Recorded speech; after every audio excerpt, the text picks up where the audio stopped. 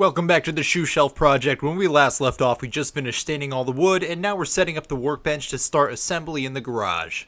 We are now set up in the garage. I'm going to do most of the assembly within here. That way I don't make the house quite as dirty. I finally have my own clamps in. That was kind of what was holding us off other than having all the stain and stuff dry. The garage is a complete mess right now. I did just offload the tractor because I had to repair it and get it running in order for someone to actually want to take it off my hands. Because of that, I still have most of the tools out, and I also sold the Mustang, so yeah, that's in here, which is disappointing. But anyway, let's get to it. The first thing I'll be assembling is the H structure that these shelves will attach to on the back side in the closet. To begin, I put everything roughly in place for the H structure. Then I go ahead and move everything else out of the way so we have plenty of room to get the assembly done. As you can see here, I'm getting all the pocket hole screws started prior to putting glue on the pieces. That way everything will go in much more easily once the glue is applied. You'll see me move the clamp here in a second, and that's because these pocket hole screws, if you've never fastened them, they do tend to walk out a little bit in the direction of the angle of the screw. So for that reason, it's a really good idea to clamp them in that direction. That way they don't shift when you're screwing them in. After finishing all the screws into that first leg of the H-brace, we then prep the screws for the second leg. Because you're going to hit every single one of those center supports when you install this leg, you have to apply glue to all of them prior to putting this leg into place. Just like with the first side, you want to clamp in the direction of the angle of the pocket hole screws. That way they don't shift out of place when you're screwing it in and mess up the alignment on the final part. Next, we start tacking the trim pieces with a nail gun onto that forward edge of the plywood that's going to be facing out when this is in the closet. Because of how thin the plywood is, you are very likely to miss it, so make sure your fingers are nowhere near where you're firing with the nail gun. And this is where having those extra shelf bottoms really comes in handy, because if you do miss one, you're either going to have to try to fix that one, or if you have extras made, you can just throw it out and use a better looking one later on. One thing to notice is I did that top catch-all shelf at the very end. This way I was able to practice on all the other shelves, and I got pretty accurate before I went on to this one, which is important because I didn't have an extra one of these cut. After quickly dry fitting it onto that side H-brace, we're ready to start moving on to the next part of the assembly. You can see here I put the wood glue on prior to getting those screws started in the pocket holes, and I actually had to take the side off, get those screws started, and then put it back into place. Now, installation order isn't super critical on these. I just went top down because I was already working towards that top edge, but it's really just personal preference for this. Per usual, make sure you clean up the excess wood glue as you go. After securing the bottom of these 3 backer bars, I'll give you an up close on the shelves to show you why the extras are really essential when you're building this.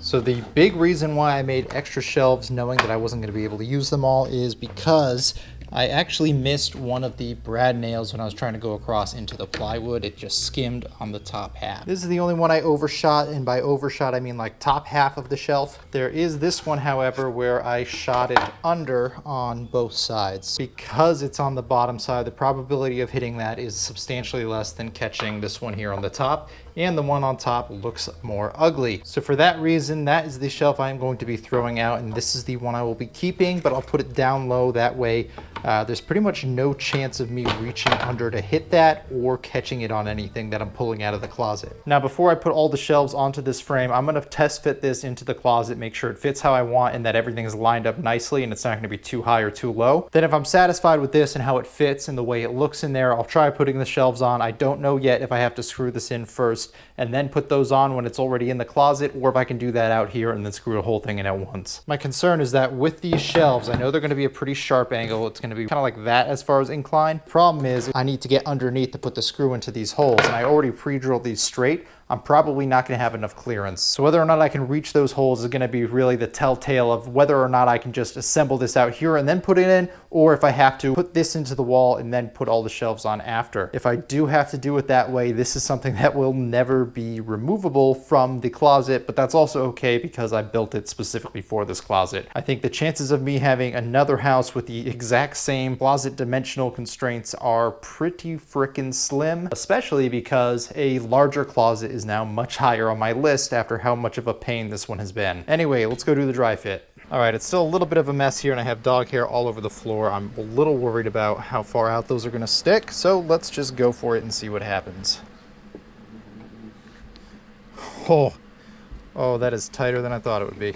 Truth be told, I probably could have made these 2 lower bars just as long as this top one, and that way they all would have bottomed out against this back wall. I'll probably use the extra block that I cut for here because I'm not sure which one's going to fit better yet, and I'll probably put that one down below to just flush out one of the other sides as well, give it a little more support. Other than that though, the bottom is going to be where the actual bottom shelf is, so I'm actually happy with the height of that one. And this top one here, because I want to put that little catch-all shelf, isn't too high up. So this is actually at a pretty good spot where it is right now. I do not think I will be able to get any screws in though once the shelves are in place. So that said, I'm going to grab a few of the pair of shoes, and then I'm also going to get all the shelving inside. That way I can get this set up and ready to be installed.